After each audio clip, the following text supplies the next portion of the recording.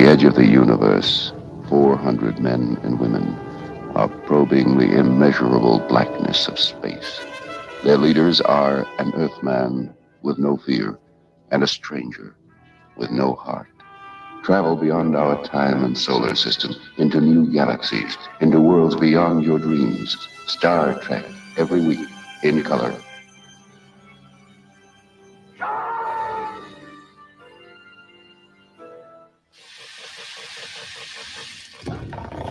Oh my goodness. It's Tuesday.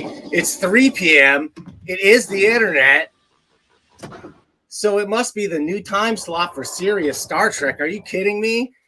I'm Dantron, and I've got your host right here. You know him. You love him. He's a lot of fun, hence his name, Captain Fun. A lot of people actually, it's a misnomer. People think it's because he's fun, but it's actually short for Captain Funyuns. He's a big synthetic onion snack lover. Let's bring him in right now, Captain Funyun, Larry Young. Hey, Larry. Hello, fellow kids. I just want everyone to know that you were completely kidding, and Funyuns are just the tool of the devil. I don't know what those things are, but they're not good. they really do seem like a made up future snack. Really does. Yeah. I mean, I get it. That was the appeal when I was like 10 or 11, which was the last time I had them. Because it tastes like, oh, this is like, furniture packing with a slight oniony flavor. Hey, look at good old John followed us to our challenging new time. The network had us moving around the internet. So we'll see. Well, we had a mix-up, so we've got no Dr. Price this week. So it's going to be me and you, Larry, talking about, man, the latest, the greatest, what's going on in sci-fi. My background, you'll notice, dude, I'm diving deep into the artificial intelligence-generated imagery.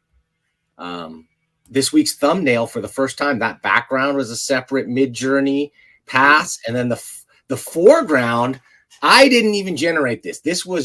I looked for Lucille Ball in a Star Trek uniform, and mine was not as good as this. I found somebody else had done this, and if I'm wrong, and what I just heard from Rick Veitch, Roaring Rick Veitch, is you can't copyright AI generated art under current U.S. law. So I think Captain Lucy should be our new mascot. What do you think? Yeah, but here's the thing, right? I mean, we sort of deal with this in the comic book world. Like Lucille owns, or whoever the Lucille Ball estate owns her own likeness rights, and that's pretty close.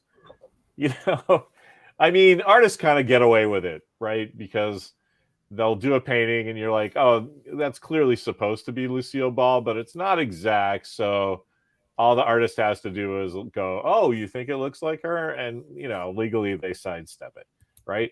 Except this, while that may come from a reference of a magazine or a picture or something that the artist has, it's filtered through his own talent, right? This is just an amalgamation of scanned Lucille Ball pictures. So wait a second. Somebody owns her likeness, right? So you kind of can't do that. And then, can you? Though, can you just draw a picture of Lucy? I mean, you can. Yeah, no, absolutely, you can. Yes, but you can't copy a specific image, but this is not a specific image, so I know that's why I want them to immediately deal with it. Looks like Lucy cosplay. It really does. I agree. And bugles are fine because that's just your corn-based content. And when you're a little kid, they fit on your fingers, and you get to do witches stuff. And so, yeah, bugles are fun. I'm more interested in the Larry critique of this uniform, I think, than I am of the Lucy. So, what do you think? What about that insignia? Too big, bad, wrong placement on the collarbone. I don't know. I mean, you can make an argument for and against all of that. It looks better than the Discovery uniforms. Let's put it that way. I mean, I can almost tell the picture, not the pictures they used to do Lucille Ball, but I can almost tell you what they used for the Star Trek thing. That's from What Are Little Girls Made Of? Like this, I'm gonna point like you guys can see, but the seam under the arm and the way that goes across, that's definitely from the clone one. What Are Little Girls Made Of? Roger something. I mean, that's not Nurse Chapel's boyfriend. I don't know. How about the insignia though? The insignias, that's off. I'm cool. It's an arrowhead, right? It actually kind of looks like the Picard Evil Universe ones, which I enjoyed a little. It actually looks like 1950s cosplay, like before you had really good quality ones, and like she got her brooch out, or brooch that looked like it, and made it happen. Yeah. A couple buttons in weird places. Yeah, of course, John Sunrise knows it's Andrea Jackson and Roger Corby. See, what's so embarrassing is like I knew that, but I can't. I'm not an on-camera guy. And then John comes in, and you make it look so easy. Oh, please. Segueing from subject to subject just seamlessly. It's anyway. Oh, speaking of which, Larry, I got a really important piece of news for you. Did you know? Tobor is robot spelled backward. Did. Wasn't sure if you knew that or not, buddy. Dude, that the way back, it must have been a couple months ago now when you found that. I was so happy, and like every day that is in my head. I'll just go, Tobor is robot spelled backwards. And like, Dan Shaheen. So I started doing a little bit of research on Tobor, actually. The greatest thing about this is that this remote control is just makes a clicking sound. Anything that makes a clicking sound will make Tobor, and all he can do is either go forward or spin, go into spin mode, or go for. He can't even stop. There's nothing he can do except that. That's Tobor for you. Yeah, I don't know if you know this. In the middle chapter of Astronauts in Trouble, there's a guy named Tobal, which is Lobot spelled backwards, which is why I did that. Tobor is robot spelled backwards. Verified. Oh yeah, forgot. Right. So Larry, what's on the hot sci-fi radar this week? What's been happening, man? What's going on? Well, it's been kind of I don't know if you remember the last time I spoke to you. It's just been a couple of days. Now my kid's sick with a cold, and everybody's been on high alert for 2.5 years that we're all going to die from the COVID. That like it's so weird when somebody just has the sniffles, and like it's cool if you go to school today. Tomorrow maybe not, but it's not like I don't know. It's just funny. So we're dealing with that. I haven't really been plugged into the scene, so that's what. Okay, both of my kids have got what they call the Arcata crud, which is just like a slightly congested kind of cough. You know what I mean? So it's like they're not sick. They're not sick in any way except for this little cough, but you just feel horrible sending them to school, putting them anywhere. Right. It's exactly, because of the judgment of others. It's like, no, look, we're the cool people. We didn't go to San Diego because we had the COVID, right? We're cool, and he's taking tests. It's not COVID. It's just okay. Why don't you sit down today? So I've been taking care of him today. I mean, I'm looking forward to She-Hulk on Thursday. I know Andor starts tomorrow. The Rogue One prequel, which cracked me up. Yeah, because Rogue One was a prequel, so this is a prequel to the prequel to the prequel. Right. I never saw Rogue One. That was the first ever Star Wars like big screen thing that I just didn't see. Didn't see it and never saw it. I heard it's really good though. I plan to check it. Yeah, I love it. It's amazing how well it works. And you know, the back cover of Planet of the Capes, I just wrote my marketing copy was nobody learns anything, everybody dies, and it was just to stave off like that's all I'm gonna do in superheroes, and people would be like, "What's the next one?" I'm like, "Dude, did you read it? Like everybody dies," and that's what happens in Rogue One, and because you're like, of course they are, because we all know what happens in the beginning of the first Star Wars movie, right? So. Like many people, you know, died to get there. So it's just cool that everybody dies at the end of a Disney movie, right? Is this going to suffer, though, from what you were worried about, like from Starfleet Academy? Like, you know, do we care how they got there? And is there drama lost when you know, like... Well, I think this is far enough back in the guy's life. It shows the whole conceit of this one is they're showing how the rebellion got started, which kind of makes sense because in Rogue One, you know, it's a going concern, and then by the time they take out the Death Star, then it's a thing, right? But so this is like 5 years earlier, maybe, and so I don't think it's gonna suffer from the like there's no stakes because we know everybody dies, right? So. I didn't really have a judgment about it. I didn't really care when they announced it. I'm like, that's another Star Wars thing. That's great. I'll watch it and enjoy it. But that's where I am on Star Wars now, you know. But then I saw a trailer, and I'm like, oh my god, this might end up being my favorite Star Wars thing of the modern day, you know. It looks feels great. like it could be the sleeper. The thing is, I don't know. Andor, that name meant zip to me. All I thought of was Endor. Right. No relation. I mean, they're kind of stuck with a silly name, but that's most characters in Star Wars, right? I mean,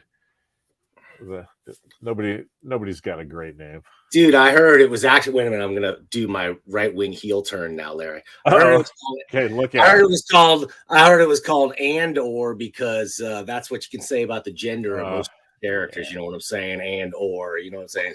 Yeah, I don't know. With Diego Luna though, like you're open. Should have gone for the racist joke, right? We're saving that for speech. Caucasian and or Latino, right? I mean, come on. If you're gonna do it, have some care. That was one thing I remember though about Rogue One, and I think the reason why I didn't see it and it flew under my radar, no pun intended, was I think because when it came out was just like a hectic time with children being born or something like that. Like there was bigger life.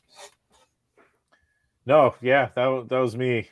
There's two distinct times in my life where I just have pop culture holes because I was just graduated college and was getting going in publishing and advertising, and then when the whole time Mimi was pregnant, like I missed like a year and a half of cool stuff.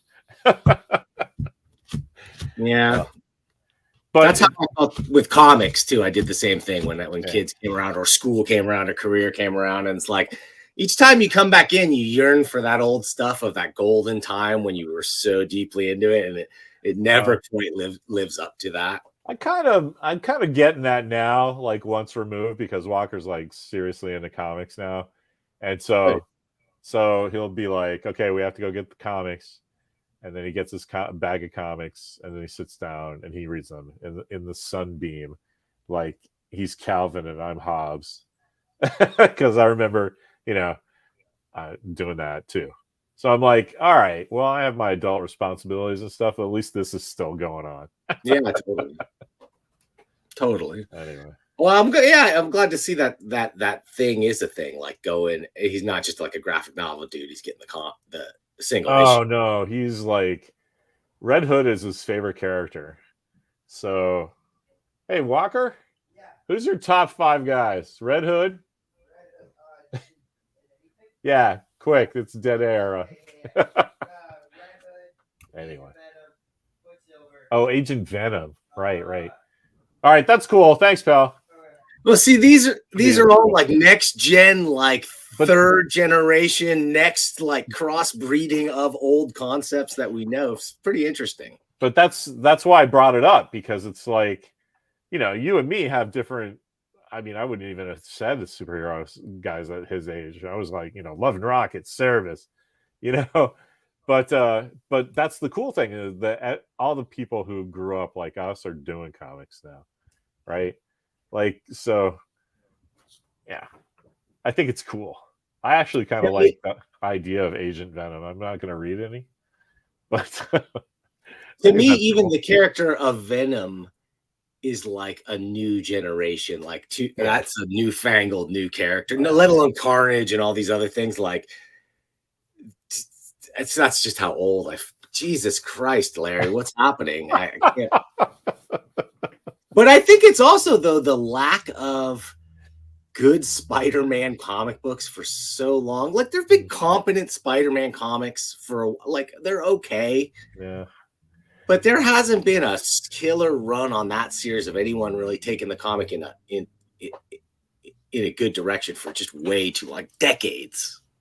I never was a big Spider-Man guy, even when I was a kid.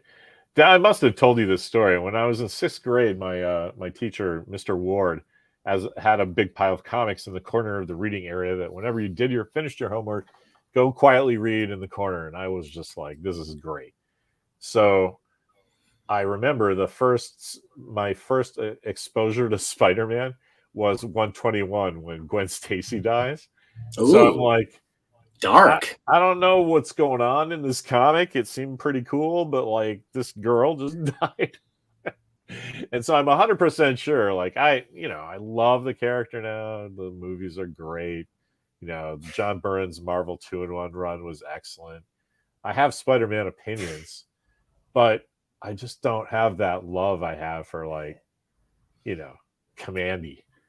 Because I discovered it at a grocery store and was like, oh my God, this Planet of the Apes set, they all talk, which seemed like the biggest ripoff to an adult of all time. And to me, I'm like, this is a genius idea, and I will read every one of them forever. Well, that Death of Gwen thing, when you think about it, I'm trying to think of, like, it was kind of unprecedented. Absolutely.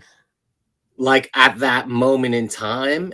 And like, it must have been such a shock to an audience that, is reading code-approved comics and what, like, that's just a thing. You don't kill the main character's girlfriend, like, what a wild. Yeah, that was issue 121, right? Do I have that right? I think so. Well, so that means Spider-Man had been going for 10 years when they did that, right? Oh yeah, it was definitely the Romita years. It was way past. I know Jerry Conway wrote it because our buddy Steve Higgins and Outer Limits in Waltham, Massachusetts, will say that every time Spider-Man comes up. He says, "I hate Jerry Conway." Totally. He killed Gwen Stacy. But yeah, dude, it was a turning point indeed. Like, this was this delivered. Usually this kind of hype on the cover does not deliver. This one definitely delivered. Good old John Romita, though. Here we are talking about Spider-Man on ostensibly a Star Trek thing. This is basically just you and me talking about cool stuff now. It's disconcerting that you're still blue. I guess we could veer off into science fiction at any minute, right? I mean, why so blue, Dan? Yeah, always blue. I blew myself, by the way, in case you remember. Have you been watching Last Kingdom? Oh my God, this show's been on for 5 or 6 years, something like that. I've never even heard of it. We just ran across it and we blew through the first season like in a couple of days. It's just you ever see those Viking shows? Vikings. Oh yeah. Valhalla? It's like that, except it's medieval times. It's I was asking Walker, like, how do I shorthand this guy? Because I'll end up writing about it. And he is Utrecht, son of Utrecht, right? Except he looks like a GQ model. And so I started calling him H&M Conan. Still workshopping that one, but we'll see. Anyway, I wish they do more realistic, like, user special effects to like give people more disfigurements and stuff back at like heroic people. Yeah, I don't mean disfigurements, but like, you know, look a little dirty. You just like you were 3 days walking through the swamp to avoid the Romans. Like, why are your teeth white? Like, you know what I mean? Aren't you supposed to be some kind of like, anyway, whatever. It's every once in a while he's a handsome guy. Takes me out of it every once in a while.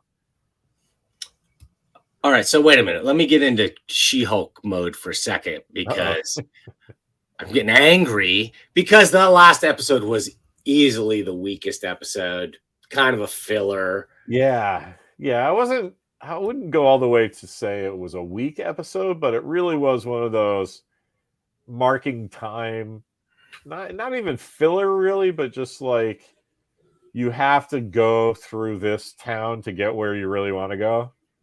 You know what I mean? Yes, but the budget was lower. Like there was no big like sci-fi or like FX gags at all. Yeah. I thought the fashion, the drip doctor was a little, like I don't know. We have the Tinkerer in the Marvel universe, which nobody is really. Yeah, but although they got this guy, if he's doing Daredevil. That means we'll probably get a gladiator in the, in the new Daredevil. I don't know. They showed Daredevil's helmet at the end. That was the big reveal. So I kind of don't like that because Daredevil had a guy, that gave him that suit, and now this new guy that seems like I don't get what they're trying to do with him. Because that's not a street level character, Right. It's like the people, those two of high society, and with a word from whoever, they couldn't get in. There's no way that Daredevil, who doesn't have clean socks usually, is gonna get a new suit from that guy. I don't know. I'm anxious to see what they do. Well, it's interesting, and I always like the idea that if they are totally rebooting this, and if it's not the other Daredevil series at all, then they gotta have where he designs the costume himself first, and it's like got yellow arms and shit, and it's so stupid looking, like only a blind guy would have designed this outfit. Right. Isn't that what they said in the comics when they changed it? They were like, I don't know. I guess I've heard that so much behind the counter. Like, of course, a blind guy would come up with this thing. Yeah. Bright yellow Daredevil costume. Interesting choice for sure. I like how this show goes right into what's important to the fans: the costumes, sartorial gossip. Yeah. How do you like it here on Serious Star Trek? It's just that character. I forget what his name. I even looked it up. It's like Luke Jacobson. Right. So it's like I don't know where they're going with that guy because it's an interesting job. If you're like the, fashion consultant to the stars, I don't know. It kind of took me out of the story a little because I started thinking way too over much about how this would work. Right. I don't know. I've seen Ocean's 8. That's my exposure to the fashion industry in New York. Well, let's call it what it is too. It feels a lot like what's her face, the superhero fashion designer character from The Incredibles. It just feels like it feels like a black gay kind of just rip off of that concept and character altogether. Although I'm seeing live. Oh, okay. So that character is, holy cow, like from Dakota North. They're saying it's a pretty deep cut. Wow. Dakota North. I haven't heard that in a million years. That's like, the one with, oh my God, not Sherlock Holmes. What was it? Somerset Holmes. Somerset Holmes and Dakota North are always like together, entwined in my brain for some reason.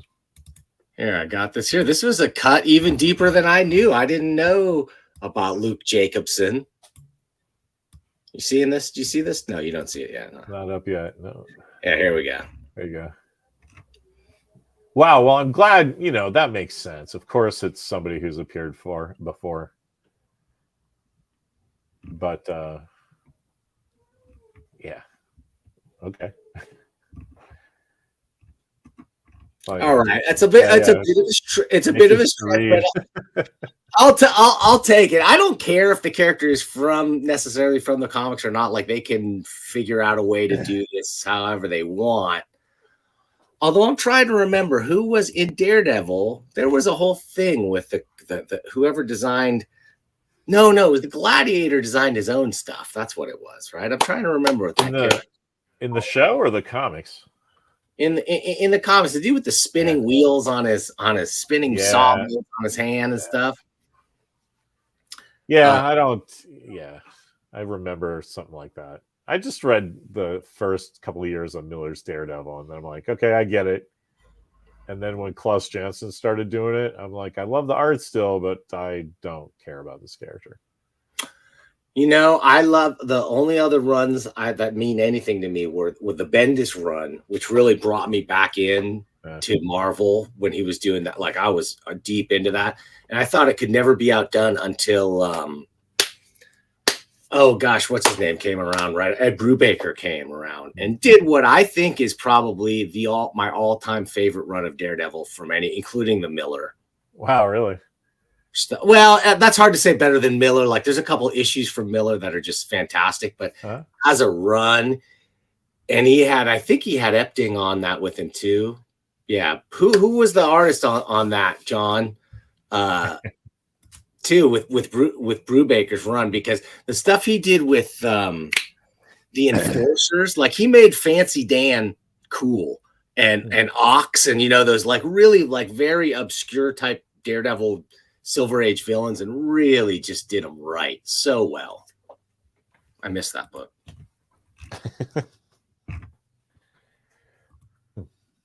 Sorry, dude. Am I going too deep cut Daredevil for you? I don't, like I said, I didn't even know Brub wrote Daredevil, but that makes sense.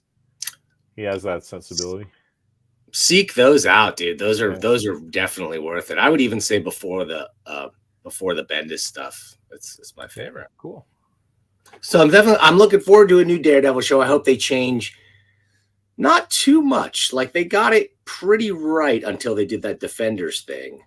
Oh, I kind of like that. I like that because it's street level Avengers, right? Oh my god! Plus, there was you got a lot of cool interaction between Charlie Cox and what's her name, Jessica Jones.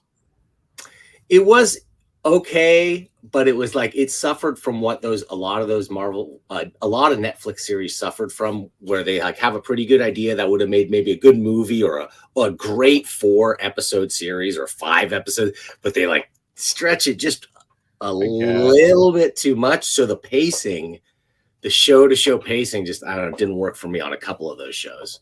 Iron Fist. Yeah, I kind of liked the first Iron Fist. I didn't see anything. Did they even do a second one? Well, the Defenders was kind of right.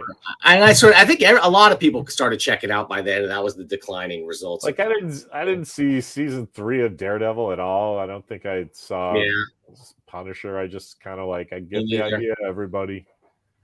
Like you said, it's too long, right? Anyway, I still think they haven't done Bullseye correctly. Not even close. Colin Farrell right. could have done a good job as that character, but they just decided they had to totally fancy up the character and make it exactly the opposite of what his character was in the comics, so it didn't work. Yeah. I don't know. There was a lot about that movie that I did not like. The Daredevil movie. That one blew.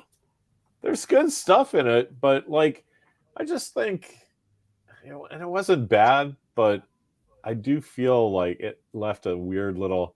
It's like a Spartame, right? It's like, I get what you're going for, but that just doesn't taste right.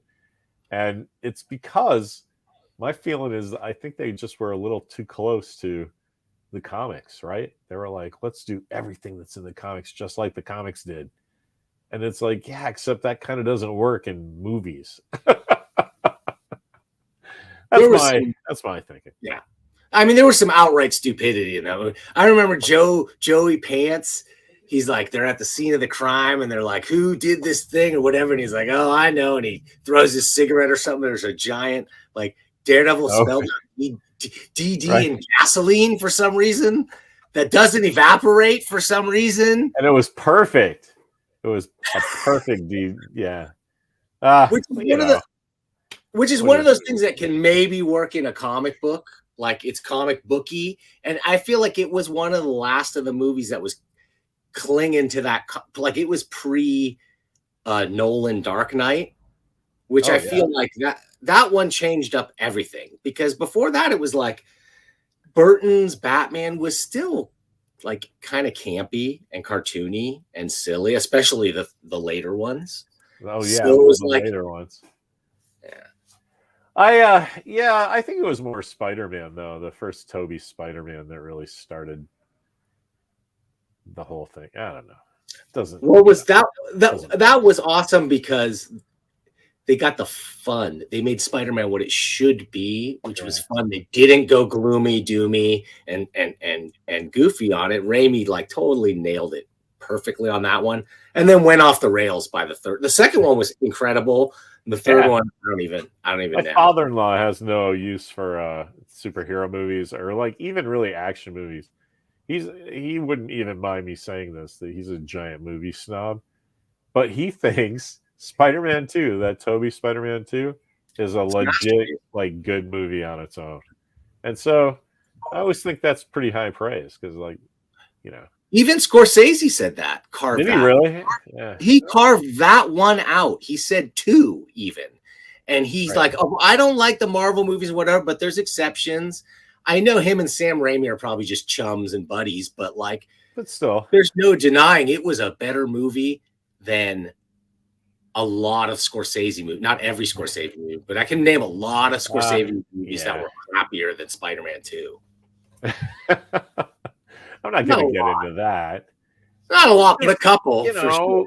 I just think it's funny when those kind of guys start talking about other forms of, you know, the cinema, and it's like, you guys are playing in a different sandbox, right? I mean, I don't even really compare something like, you know, Civil War to, you know, Godfather 3, right? Like, how can you?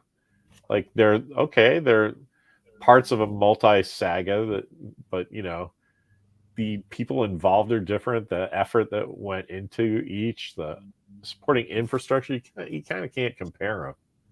Okay, wait a minute. But there are those moments, Larry. That's the beauty. There are those films though, where you can say that about a genre film, right? Like certain movies, I think maybe Planet of the Apes might be one of them. Technical achievement, great script with a good like metaphorical story, and yet just a rock'em sock'em popcorn kind of thing. Like I think they're out there.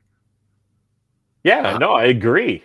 It's just man, now you make me want to see like Martin Scorsese's, you know, take on that sort of genre. The smart punch 'em up. Well, I gave my top 5 sci-fi list with a message, I think, and it was what was it? It was They Live, Planet of the Apes. What was the other one?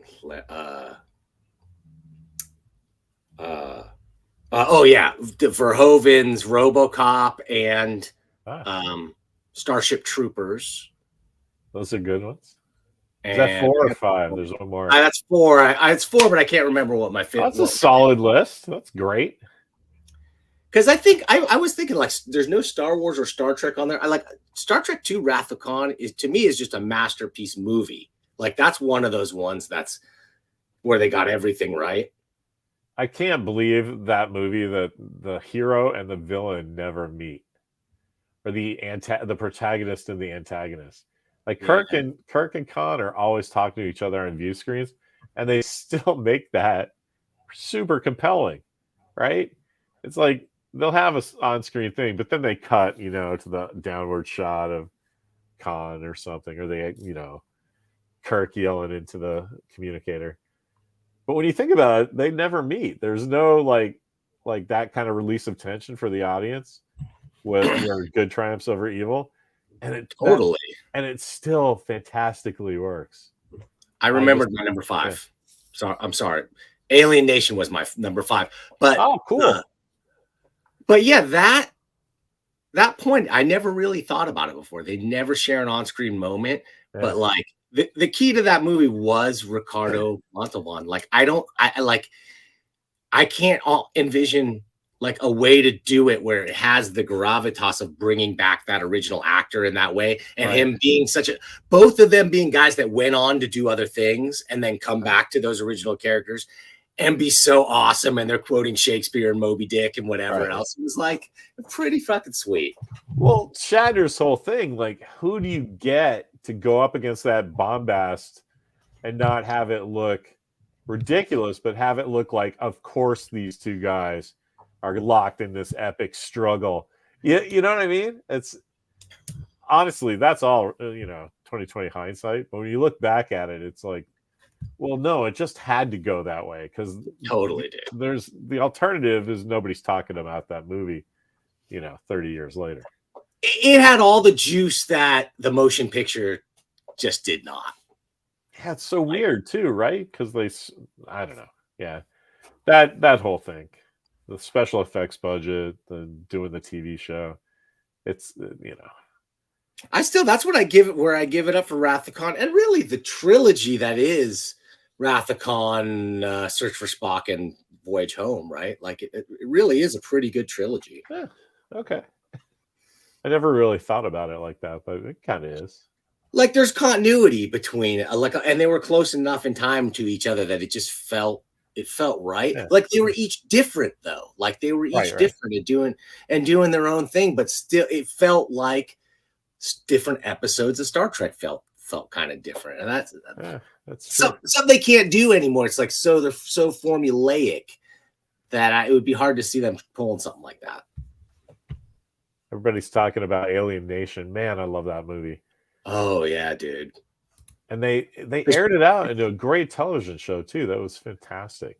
It's gonna say one of those cases where the TV show exceeded the movie, in my opinion, just because they had more time to go in depth into the alien cultures and the overseers and all that stuff. It was really cool.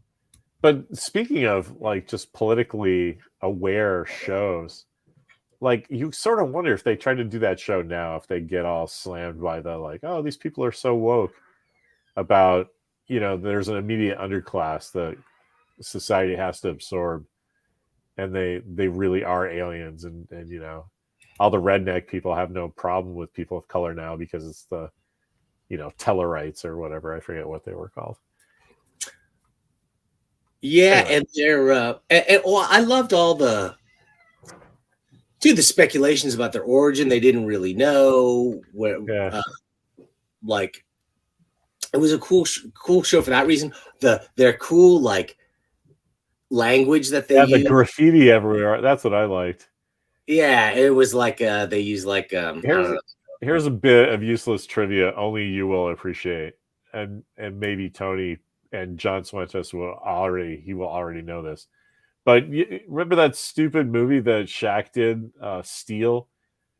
Yes. Yeah.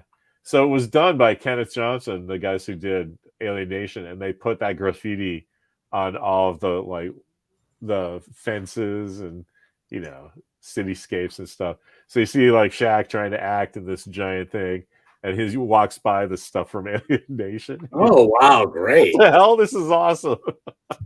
Now I have a reason to need to see that movie because I think that John's like, oh yeah, I know that. Dude, there's all this. Sorry, go ahead.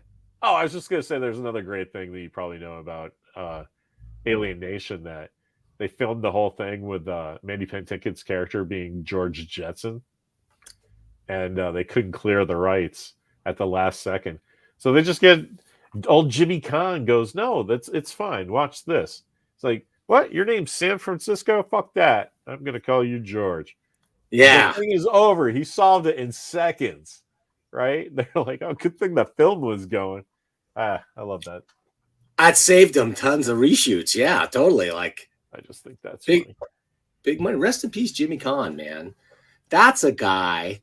You were just talking. I saw you online thinking about Rollerball, which honestly, I don't think I've even seen to this day. Like, not since I was really young and it was on Channel 2 cut up with commercials or something like that. That's one for your list, actually, about politically motivated. Yeah. That movie's, I love that movie. It's super dark, though. But then uplifting at the end. Very 70s. Very. Well, they live too. Like John Carpenter was for what a low budget movie it was, so ambitious and so well done. And then the brilliance of some of the like Roddy Piper, who's nothing else he ever. He's so great as this man with no name. I never even caught all that symbolism of sort of who he like. What was his name? John Nada. Nothing. Yeah. John Nothing, right? He's just this guy. And really, story had a lot to say for sure. Really, really fun too, as well. I love that movie. That's great. Yeah. Violence. Weird in the prop world. There's a scene where they're in the grocery store and the like cigarette things say like obey, stuff like that. It's when he's learning the glasses thing. And so they're just white boxes with black letters on it. They're going for thousands of dollars. Yeah. And you're like, that's crazy. Anyway. Well, now you just inspired me. I'm gonna do a background with billboards and then swap in They Live style things with like a filter. Oh, that'd be great. Lens type scenario. It'd be a quick search on the internet, but somebody did a really nice sculpt of the alien masks. And I see them at San Diego every year, but they always wear different stuff, and it's crazy funny. Like one year the girl was a cheerleader, but she has that face. It's just like, that's some good cosplay. I mean, I just loved how subversive it was, in the sense that it was like they totally got the humans to buy in so easily. Yeah, and like they didn't even know. At the end, though, at the end they reveal all those rich humans that were in on the whole thing. They knew everything was cool. They used the airport. I just watched it yesterday. I rewatched it. All right. I'm not as rushed. Hey, Walker, Mr. Dan, he watched They Live yesterday, so we got to watch it, man. We got to catch up. Oh, it's so good. I've been trying to get him to watch that movie for 6 months. Well, and that's the thing about it. It's so watchable. It's so watchable because where am I here? Wait a minute. There we go. Yeah, it's so watchable because, dude, that fist fight, that Keith David, Roddy Piper fist fight, was for like 6 minutes. I think even now, isn't that the longest fist fight on film? It was for a long time. But what's notable about it is how few cuts there are in it, to me. Oh, in the fight? Yeah, because today it's all cuts, right? It's me going for the punch and then the cut to Larry's reaction. This was all just like him using his wrestling skills. Right, I was just going to say, it's like, let him go, right? And they push it to the edge. Like, well, there's a couple times where you're like, no way, but most of it really pulls it off well. Really loved it. Oh, these are nice, man. Yeah, I forget who started that, but it's they look good close up. They don't look like, some cheap, I was about to disparage Spirit Halloween, but we've been there like 3 times in the last week, so dude, they'll do you right at the last second. Are you kidding me? I was kind of impressed. Halloween. Speaking, I was dissing my father-in-law, saying he's a movie snob. I'm pretty much a costume snob. I'll admit it. So I'll see something and I'll think, you can get the real deal thing for like $5 more. and it's made out of leather instead of like whatever this car seat material is or whatever. But then I think, well, they are doing a public service, because who is going to have time to do all that? That's just, you got to plan it. Yeah. So they have really sharp stuff for what it is that we didn't have when I was a kid.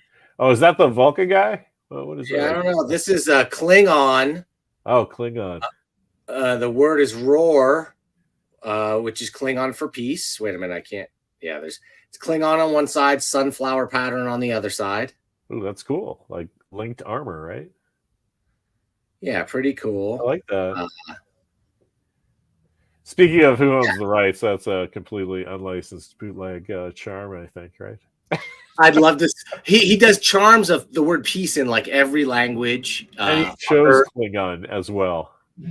I would just love to see Paramount come down and just stomp him and sue him out of existence, just destroy him for daring to use Klingon on one of his products. That's a great thing. Is the language copyrighted? I mean, it must be, right? Just as a work product, it's part of the thing, right? Good question. It could be. I wonder. Yeah, I don't know. That's a great question. I'm sure one of those nerdy fans out there would probably. I'm surprised Chris Sagasag, except he did say that he's working, so he can't really. But yeah, 3:46 is probably busy time. But he would be my guy for legal stuff, since he does legal stuff for the state of California. And speaking of which, and speaking of They Live, the ending on that one, as dark as can be, and a twist that I didn't see coming, but fits perfectly too. I don't want to give it away for anybody who hasn't watched it in a long time, but like,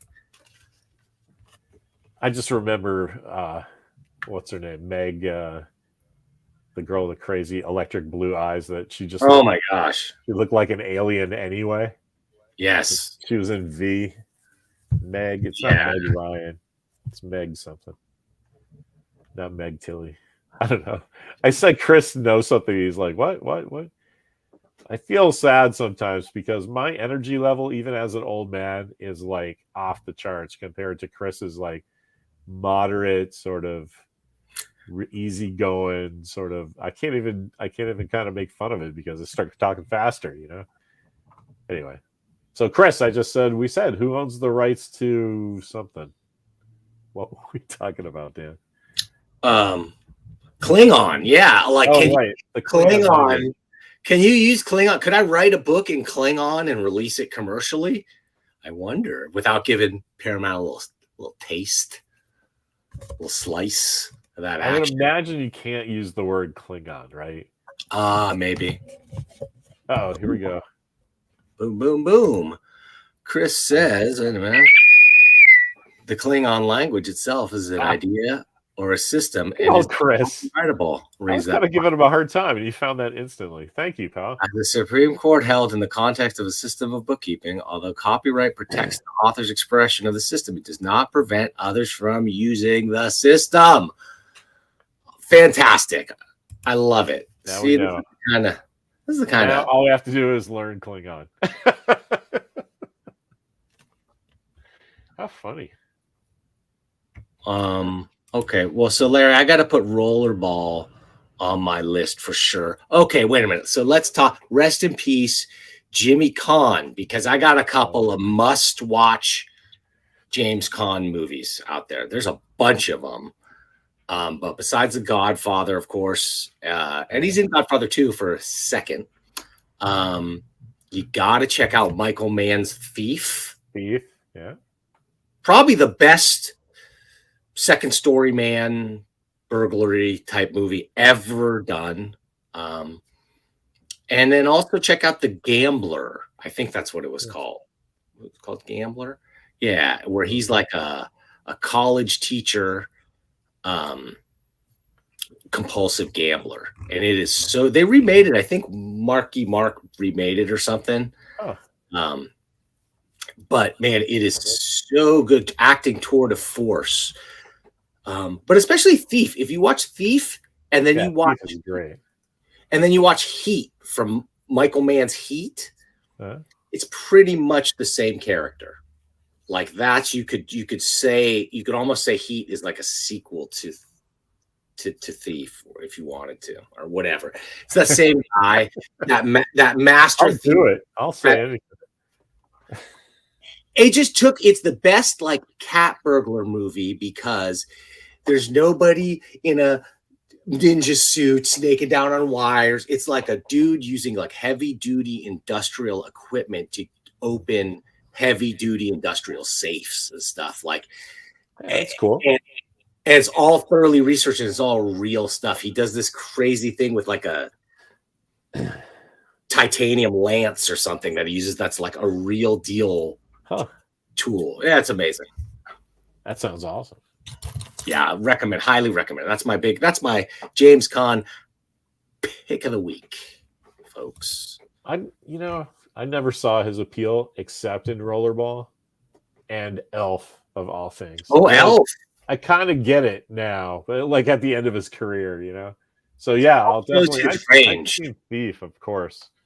But I'll check out that gambler thing. That sounds cool. Elf showed his range as an actor to me because I was like, I'd never seen anything like where I would go. He's funny, and he's actually is funny. He's kind of a straight character in it, but himself is funny in it. Yeah. Oh yeah, Thief for sure, Larry. And then Heat. Well, I watch them back to back. I think those are the ultimate. I don't know. I read books about like famous burglars and like burglar alarm circumvention techniques and safe cracking techniques and stuff. Like it's just like I like that stuff. Right. You're like Kurt. I would say I'm a true crime fan. Oh, there's one other second story. Do you ever see Breaking In with Burt Reynolds? No. Oh, is that the one? Watch that one where he's a safe cracker with an apprentice, a young apprentice, and it is that's a solid. Sounds compelling. Can you tell I'm old? These are all like Channel 2 would play these in like 1980. Yeah, no, of course. I saw, Mother Jugs and Speed and Super Cops. That I just was not watching. I saw different ones, but yeah, I totally remember the ads for them or flipping through halfway in the middle of it. Like I've seen some of Thief. I know I have, but like, it was like on at somebody's house or something, His character's so great too, because he's just like, he's such a cocky bastard. He's so rich. He's got like for being a thief, he's got like his own car. He's got a car dealership and like he just owns all this stuff. And he's talking to his girlfriend. He's like, "What do you think I do? You see me? I wear." He goes, "I might wear $400 silk shirts, just $700 slacks. Check out this perfect carrot cut pinky ring." Like it's so 70s. It's so of that. Oh, that's awesome. Fantastic movie. Oh yeah, see, we got John Santos up again, talking about the 70s. Yeah, I don't know. There's just so much stuff on streaming now. I don't see a lot of me returning to films from my youth that I'm aware of, but just have never seen. There's too much to do, and too much to watch. I don't know. Well, there's canonical. There's a lot of films like Rollerball is one of those ones that like I absolutely should have watched and need to like feel an emptiness in my soul for not watching that. Yeah, Walker and I just a couple days ago watched The Warriors because I was like, you don't need that hole in your soul of not having seen The Warriors. It's a challenge because he doesn't like old movies that much. The pacing is just too weird for him sometimes. But then if it's like The Warriors is just too damn weird. You're like, all right, yeah, it's a bunch of guys trying to get back to their turf. But what is up with the guys with the face paint, the baseball furies, The baseball furies. It's like, there's like, and then the mimes come out and you're like, all right, I don't know what is going on, but I'm into it. Let's see where this goes. Anyway, I love The Warriors. So I don't have too much on my radar. I'm gonna give Andor a shot when it comes out. I'll give it a shot, and maybe I'll watch Rogue One just to pump myself up for it. You know what? I would totally do that. I just watched Rogue One. I had it on when I was doing laundry last week, but because of this, but and they're doing 3 episodes, releasing 3 episodes tomorrow. I think it's tomorrow. Yeah, Wednesday the 21st. So you're gonna get a good chunk of it at once. Yeah, I would do that if I was. And I'm sure Rogue One has to be on Disney Plus, right? For free. It is part of it. Okay, right, great. Yeah. It's the only way I'm going to watch it. I let my Paramount subscription lapse. I'm kind of regretting it. I want to go back and get, but like it just wasn't happening for me. Yeah, I gotcha. There. I just watched. Oh, I didn't talk about it, but I watched Confess Fletch. So that was interesting because the streaming model, like Raiders, isn't on Paramount Plus for some reason, right? It's crazy. So it's because everybody's made all these deals. But I was trying to figure out, where do I watch Confess Fletch? So it's a limited theatrical run.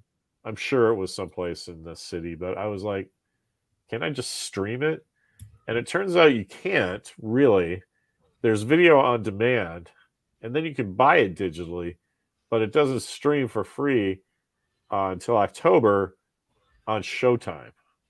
It's like that's wild. Oh. Like so somebody had made all these contracts before. Anyway, I think whatever hoop you have to jump through to watch it, you should, because it's amazing. Anyway. I think the only reason they release this stuff in theaters now is so that it's eligible for Oscars, right? I mean, I think that's the big. It kind of seems that way, right? It's either for this level of film, right? I mean, you release the things that are at the bottom and put them out for like award show, and then the blockbusters at the top that people will risk death to go and leave their homes. Right, but that middle movie, like the $30 to $50 million movie, was dead forever, and I kind of think it's coming back because of streaming. It's like this kind of thing. Okay, we'll put it out in theaters to say it's a real movie, but also you can get it on Showtime, but we'll have a little area in the middle where we'll make some money too. I think that's kind of a genius idea for how things are going now. I guess, but it's like there's no marketing anymore, so they can cut the budget a lot by not having to do the marketing, but then it's lost in this flood of content that's out there. But on the other hand, it lives forever potentially, or for a long time, where anybody can watch. So if word of mouth does build, you could get a sleeper. Well, that right there is exactly why I think that's amazing, is because why in this particular one, because you have people like me that are like, oh my God, John Hammond in Fletch. Okay, I'm in. What do I have to do? And then, so all of us are going, that was great. All of my friends, please watch this so we get another one, because this is the kind of thing we want. And then it's, those guys are all dealt with in the first week or two, right? I mean, the sales patterns from having hijinks. And then you got the next wave of like, the movies and stuff, and then you get it in. People are talking about it from now until October when it comes out in Showtime. So I think that's kind of cool. I like it. Yeah, I like that they have and all that's breathe. Like you said, all that's it doesn't cost anything because that's all social, right? So that's amazing. When I think of how many really awesome things there are right now that I have complete, literal, instantaneous access, like I could be watching it less than 10 seconds from wanting to watch it. Right. And without spending another dime that I don't already spend. Like it's so, and yet that just the clicking and the committing of sitting down and being like, okay, I'm going to spend an hour or whatever on this. That is the ultimate currency today, because everybody only has that finite amount of time every day. So that attention span, which is why I can't believe we've still got people sitting here watching us jabber on about this stuff. I literally just looked in the corner when you said that. I was like, Yeah, I mean, I really appreciate the folks that are listening to us jabber about, whatever's on our No, mind. that's what I mean. I don't take it for granted at all. I really appreciate everybody out there who's given your attention and your time and contributing to the conversation. However, that sound means we're out of time for today. I got to get out of here, Larry. What do you got? What do you got planned for the rest of the week? I feel like it's usually Friday, but now here on Tuesdays at 3. And to me, this is the killer. This is the time slot. This is the slot. Yeah, I'm kind of with you. I wish we had been in before, because it's like Tuesday. I got to work a full day now. The day, a little break for serious Star Trek. I get to work late tonight. Tuesday's my late working night. And now Fridays are wide open for me to just do whatever I want. Not have That's fantastic. Yeah, I like that a lot. Me too. That's what I got going. I'm trying to finish up that Anthony Taylor's Planned Parenthood auction thing that I'm doing, the Phantom of the Opera. He got the guy that did the original Marx action figures. They're like 4.5 inches tall. I almost said feet. Trying to do it real fast. You remember from the 60s, the early 60s, it's like the Universal Monsters. Yeah. So he got them to run stuff from the original molds, and he's given them out to like really big shots, like Bill Sienkiewicz, guys like that, guys from the horror stuff. And somehow I got roped in. And I got the Phantom of the Opera, which is not a character I really have an affinity for. So I'm like, well, I'm going to just Larry this up. So I made, you know what book nooks are? Those little like environments that you put in your shelf. Okay. Thing that you can put action figures and stuff. They're big for Harry Potter. I have no space. I have no space on my bookshelves for such frivolity. Yeah, that's taking up space of 4 books that you could put in there, right? Cerebus like could be right there. So I got lights, and it's a Star Wars corridor, and I like took his head and I put it in kind of like a Buzz Lightyear kind of thing, but left some of the cape so it's Phantom of the Opera. But instead of his mask that he's holding, I got like a little Lego Stormtrooper helmet. So it's the Phantom of the Buzz Lightyear menace. Oh, nice. Yeah. Nice. Hopefully it'll be something kids will like and buy at the auction. That's what I got. Dude, I've been getting hardcore into Lego construction videos for my kids. Like, oh yeah. I just put them on, like they want to watch cartoons. I'm like, no, let me put them Lego videos on. And they get so fascinated, and then they start playing with Legos, and they start ignoring the TV. It's an amazing phenomenon. Yeah. That was my life for like 10 years, man. Lego's cool. And it teaches you a lot about 3D spatial relationships. Big time. Well, that's where I got started before we built all this, Larry, before I got all this built.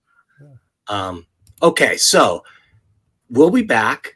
We're going to be back next week, and it's going to be on Tuesdays at 3 p.m. And it's still going to be, where was it again? Oh, yeah, on the internet. That's right. We'll see you next time. Billy D. Williams on body language. You know, body language tells you a lot about what a person's thinking. For instance, that means she has an interest in the finer things in life. That means she also wants a little fun in her life, but only with the right man. And now she's pouring a Colt 45. And we all know what that means. You mind if I join you? You must have read my mind. Something like that. The power of Colt 45. It works every time.